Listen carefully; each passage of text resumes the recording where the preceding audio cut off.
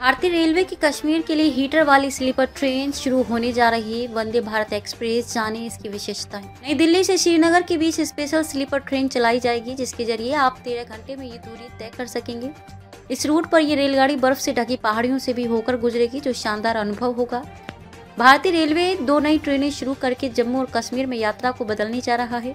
एक centrally heated sleeper train और एक विशेष वंदे भारत एक्सप्रेस जल्द ही परिचालन शुरू करने की उम्मीद है, जिससे यात्रियों के लिए कनेक्टिविटी और आराम में और सुधार होगा।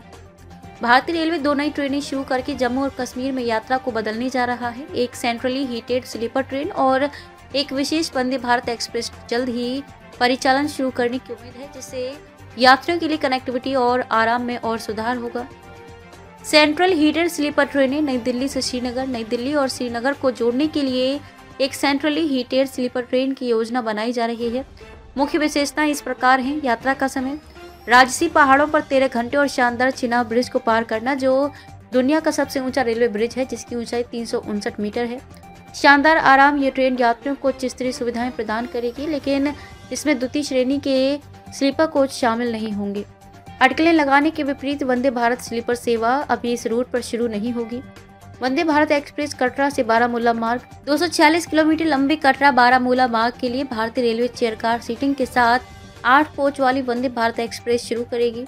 विशेष सुविधाएं, ठंड से बचाने के लिए सिलिकॉन हीटिंग पैड का उपयोग किया जाता है। विशेष रूप से डिजाइन किए गए नलिकाओं के माध्यम से गर्म हवा के साथ शौचालय, लोको पायलट की विंडशील्ड उप शून्य तापमान पर ठंड से बचाने के लिए हीटिंग तत्वों से सुसज्जित है।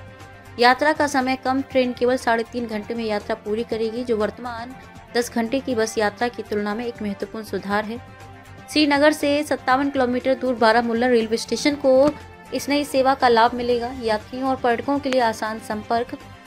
माता वैष्णो देवी मंदिर के प्रवेश द्वार के रूप में एक प्रमुख तीर्थ स्थल कटरा में पहले से ही नई दिल्ली के लिए 16 कोच वाली वंदे भारत एक्सप्रेस सेवा है।